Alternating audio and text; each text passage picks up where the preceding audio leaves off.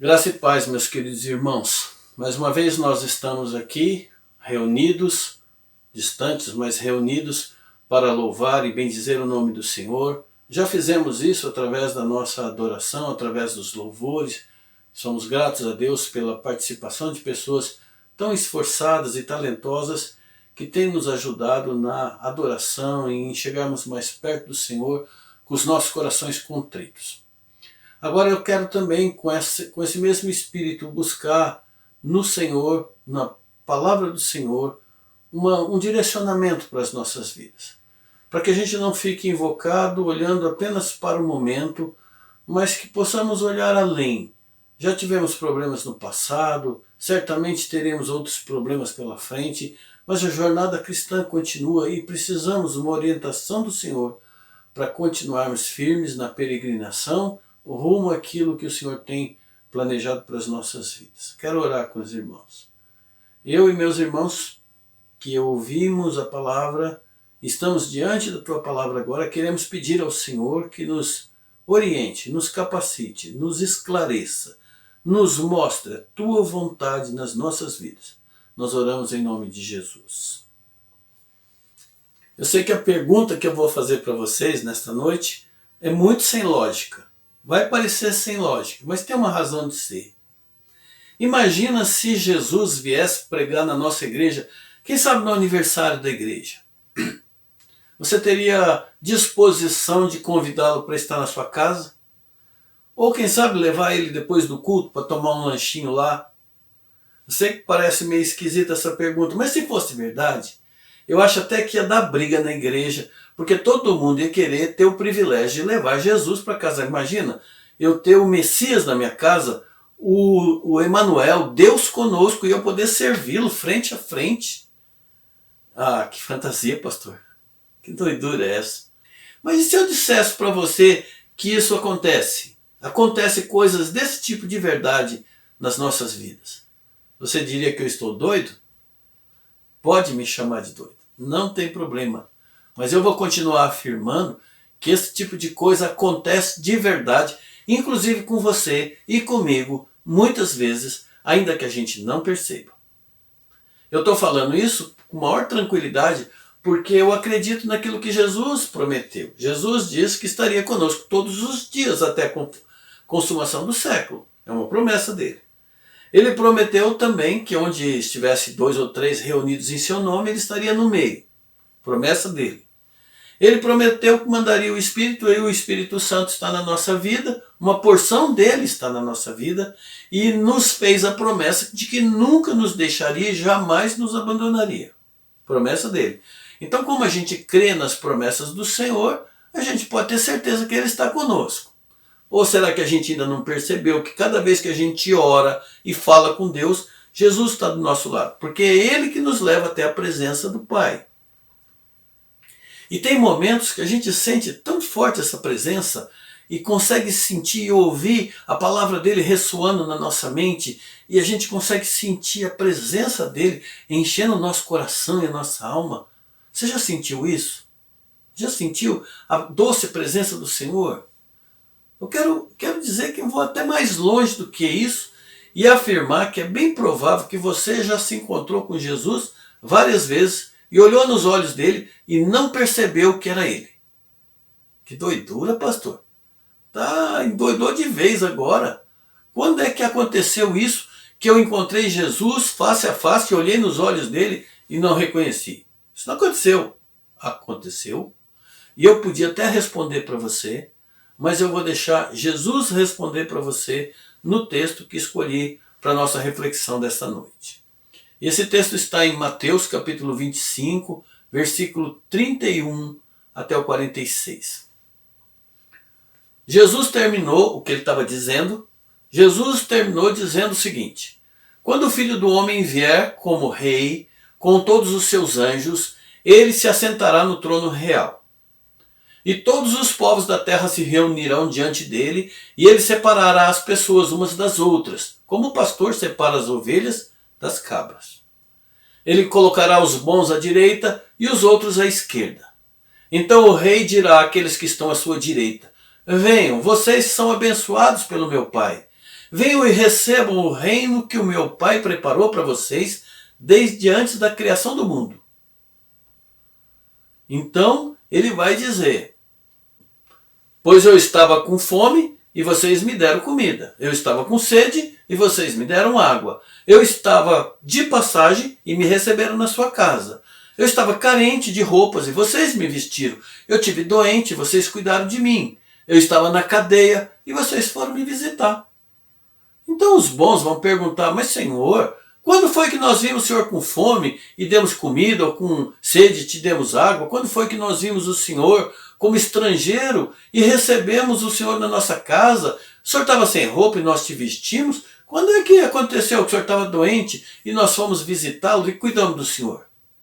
E ele vai responder: olha, eu afirmo que isso é verdade. Quando vocês fizeram isso ao mais humilde dos meus irmãos, foi a mim que fizeram. E aí ele vai se virar para aqueles que estão à sua esquerda e dizer: afaste-se de mim, vocês estão debaixo da maldição de Deus. Vão para o fogo eterno preparado por o diabo e seus anjos, porque eu tive fome e não me deram comida. Eu estava com sede e vocês não me deram bebida. Eu estava forasteiro e vocês não me receberam na sua casa. Eu estava sem roupa e vocês não vestiram.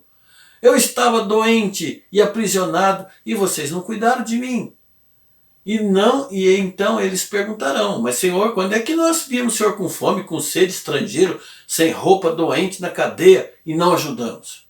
E o rei responderá: eu vos afirmo, e isso é verdade, que todas as vezes que vocês deixaram de fazer uma dessas pessoas mais humildes, que creem em mim, a mim deixaram de fazer. E aí ele termina aquela mensagem dizendo: portanto, esse grupo vai para o castigo eterno e os bons vai para a vida eterna. Se a gente observar depois, num outro momento, o livro de Mateus, nós estamos aqui no capítulo 25, mas ele começa uma série de palavras proféticas sobre as coisas que vão acontecer no fim dos tempos, no capítulo 24, e aqui nós temos a conclusão dessa série de mensagens dele. E aqui então ele vai enfatizar coisas que são importantes para ele, mas não fala de coisas que são importantes para nós. Coisa que a gente acha que é importante para nós não é falado aqui. Porque o critério que Jesus vai usar para nos avaliar a nossa conduta quando chegar nos céus não tem muito a ver com aquilo que a gente valoriza demais na nossa vida religiosa. Nós não vamos ser avaliados pela igreja que frequentamos, nem pela denominação que pertencemos, nem pela doutrina que tantas vezes nós brigamos, se eu sou calvinista, arminianista ou de outra isto que tem aí, se eu sou pré-tribulacionista, ou se eu sou pós-milenista ou amilenista, ou se eu sou dicotomista ou tricotomista, ou se batiza por aspersão ou por imersão, ou se sou congregacional, episcopal, sistema presbiteriano. Não vamos ser avaliados pelo tipo de versão de Bíblia que a gente usa, que a gente prefere, que a gente luta que é a mais correta. Nós não vamos ser avaliados se nós somos igreja tradicional, ou se somos pentecostal ou neopentecostal. Nada disso vai ser primordial como critério de avaliação diante do tribunal de Deus. O critério que Jesus vai usar para nos julgar nos céus é a maneira como eu e você tratamos o nosso próximo. Principalmente quando ele mais precisou de nós. Eu não quero dizer aqui que não é importante, não tem valor, a versão da Bíblia tanto faz, que qualquer experiência cristã tanto serve, que qualquer igreja serve, que qualquer doutrina serve. Não é isso que eu estou dizendo. Mas eu estou afirmando aos irmãos, porque é a palavra de Jesus, que é possível sim a gente passar a vida inteira lutando para ser bons religiosos sem ter encontrado com Jesus, sem ter encontros diários com Jesus. Estou mostrando isso. Outro dia eu estava lendo uma ilustração interessante sobre essas palavras de Jesus no juízo, no dia do juízo, e ele falava assim, é como se Jesus estivesse dizendo: eu estava faminto, você soube disso e formou um grupo de WhatsApp para debater a questão da fome no mundo. Eu estava preso por causa do evangelho. Quando você soube disso, sentou lá no seu escritório e foi refletir. Por que será que coisas ruins acontecem com gente boa? Eu estava nu e tremendo de frio. Quando você soube disso, Você juntou um grupo de debate de outros pensadores cristãos e foi tratar sobre ética, moralidade cristã. Eu estava doente e quando você soube que eu estava doente, você se ajoelhou e agradeceu a Deus porque você não estava doente. Eu estava desabrigado. Aí você soube disso, pregou para mim dizendo que o melhor abrigo é o amor de Deus. Eu estava sozinho. Quando você soube disso, eu disse, olha, não tem tempo para ficar com você, porque eu tenho muita coisa importante para fazer na igreja. Não dá nem para tirar uns minutinhos para estar com você. Você parecia tão perto de Deus, mas eu ainda continuava sozinho, sentindo muita dor, muita fome, muita sede e muito frio. Nem sempre, irmãos, aquilo que a gente valoriza na vida cristã é o que Jesus Cristo valoriza na nossa comunhão com Ele. Nem sempre. Estar na igreja é coisa boa, a gente ali é mandamento do Senhor, é o corpo vivo de Cristo, a gente é fortalecido, tem aprendizado, tem adoração, tem comunhão, a gente cresce, a gente serve ao Senhor, mas o maior serviço que nós prestamos ao Senhor muitas vezes acontece fora da igreja. Acontece no nosso lar, acontece entre outros irmãos, acontece com amigos, com desconhecidos, acontece no serviço, acontece na escola. É nesses lugares que nós encontramos com Jesus, muitas vezes, e mostramos quem de fato nós somos e a quem nós servimos. E essas são as grandes diferenças, o grande diferencial, o contraste que existe entre esses dois grupos que estão sendo apresentados aqui por Jesus nessa parábola, nessas palavras proféticas. Aqueles que estão à sua direita e aqueles que estão à sua esquerda. Aqueles que são chamados de ovelhas e aqueles que são chamados de bode. Aqueles que são chamados de benditos do meu Pai e aqueles que são chamados de malditos. Aqueles que são salvos e aqueles que estão perdidos. Aqueles que herdarão o reino de Deus e aqueles que viverão eternamente longe do Senhor. Jesus enxerga uma grande diferença entre esses dois grupos religiosos, como se um estivesse no norte e outro no sul. Mas ele também vê uma similaridade entre esses grupos, porque todos eles, que fazemos parte deles, tanto os bons como os maus, tanto ovelhas como bode, tanto o justo como o injusto, não conseguiu perceber Jesus na vida dos outros. Não conseguiu discernir que era Jesus naquelas pessoas em que eles estavam servindo ou deixando de servir.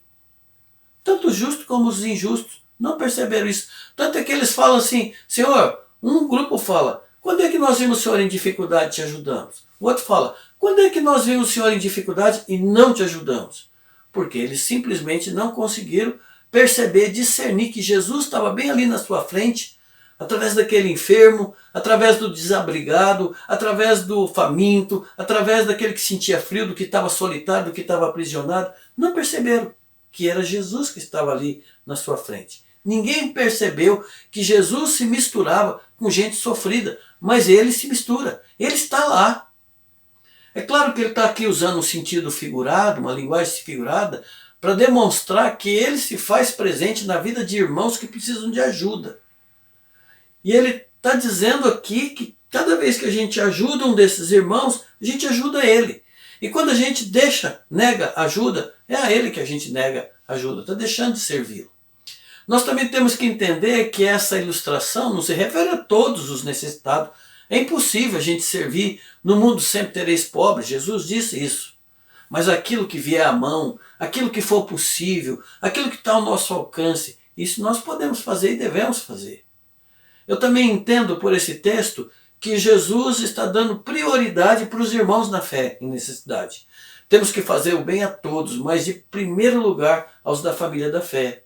Tanto é que ele diz aqui para os justos, aquilo que vocês fizeram a alguns dos meus menores irmãos, foi a mim que fizeram. Para os injustos ele diz, aquilo que vocês deixaram de fazer a um desses meus menores irmãos, foi a mim que deixaram de fazer. Ah, meus irmãos, que dificuldade a gente tem de enxergar Jesus nos olhos dos outros. Eu acho que é porque a gente tem dificuldade de entender que Jesus pode ser encontrado num barracão lá na periferia, ou numa palafita no meio dos ribeirinhos, ou numa casa de pau a pique no agreste do Nordeste, ou dentro de um asilo, ou dentro de uma cadeia, ou numa favela. Ou talvez a gente não consiga ver Cristo nos olhos do nosso irmão, porque a gente não quer estar muito perto. E porque senão a gente vai ter que se envolver com os problemas dele e é melhor não. E eu não estou falando aqui de pandemia, esquece isso um pouco. Quando a pandemia eu não posso estar mesmo perto de ninguém. Mas não é disso que eu estou falando. Eu estou falando de um comportamento que já vem acontecendo conosco há muito tempo e que pode continuar acontecendo ainda depois. Estou falando desse vendaval que vem acontecendo nas nossas vidas agora. E como é que a gente vai se portar depois que isso passar, quando a poeira baixar? Eu estou falando aqui do que nós estamos vivenciando nesse momento. Nesse momento, Jesus está na casa de alguém esperando sua ligação. Nesse momento, Jesus está junto com o faminto esperando a sua cesta básica. Nesse momento, Jesus está aguardando a sua oferta de agasalho junto com um irmãozinho que precisa. Ele está junto com um missionário esperando o seu olhar para lá. Ele está esperando você olhar para o missionário que está numa aldeia de índio, que está entre os quilombolas, que está entre os ribeirinhos, que está em países muçulmanos. Ele está olhando para você de dentro de um asilo, de dentro de um orfanato. Ele está olhando para você pelo olhar de uma viúva pobre. Ele está olhando para você pelo olhar de uma dona de casa, uma mulher, mãe de crianças que foi abandonada pelo marido e não tem como se sustentar. Ele está olhando para você de dentro de um hospital, de dentro de uma prisão. Jesus está olhando para nós. Então, irmãos, abra seus olhos. Abra os olhos, porque Jesus está olhando para mim, está olhando para você pelos olhos de outros irmãos que precisam de nós. Você entende agora que é possível, sim, a gente receber Jesus na nossa casa para um lanchinho, para hospedar na nossa casa? Entende que o valor da sua oferta para a gente montar a cesta básica para que nenhum dos nossos irmãos, sejam eles conhecidos ou desconhecidos, tenha qualquer tipo de carência? Entende o valor da doação de um objeto, de um móvel, de um cobertor, de uma roupa, de uma troca de roupa? Com isso, quem sabe, você vai estar vestindo o próprio rei. Entende o valor de um telefonema, de uma visita, em tempo oportuno, para trazer consolo e conforto, inclusive para aquele que já te confortou tantas vezes, que é Jesus na vida daquelas pessoas. Faça isso, meu irmão e minha irmã. Abra seus olhos, porque também vai chegar o dia em que nós diremos ao Senhor: mas que bem eu te fiz para ser tão bem recebido aqui no céu, com festa, com banquete. Quando é que o Senhor precisou de ajuda que eu te ajudei? E ele vai dizer: meu irmão, foi tantas vezes, foram tantas vezes que eu me encontrei com você, que você olhou nos meus olhos, que você me abençoou. Agora entra no gozo do teu Pai, meu querido irmão. Eu quero terminar essa reflexão tocando uma música, para que você ouça essa música, pense nas coisas que eu falei e nas coisas que você vai ouvir na música. E deixa o Espírito Santo trabalhar o seu coração. Aquilo que é preciso você fazer. Aquilo que você pode se dispor a fazer nas mãos do Senhor. E baseado nisso, você fará a sua oração. Deus abençoe a sua vida.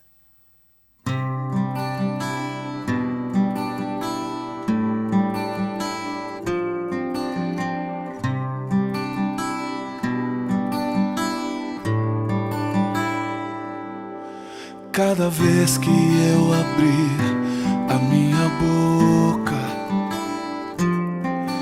cada vez que eu olhar na direção de alguém, cada vez que passo a passo eu chegar em algum lugar, seja a tua voz, sejam teus olhos, sejam os teus pés.